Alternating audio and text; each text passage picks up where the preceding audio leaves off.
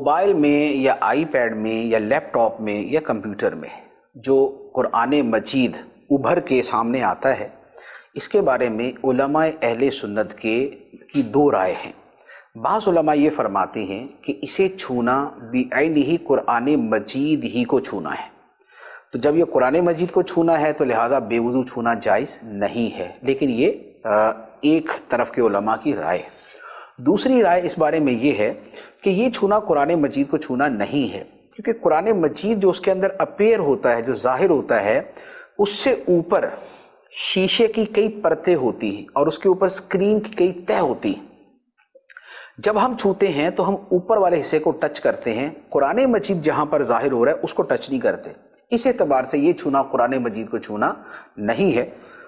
اور ہمارا یعنی دارالافتاء اہل سنت کا جو موقف ہے وہ یہ دوسرا ہے کہ اسے چھونا قرآن مجید کو چھونا نہیں ہے۔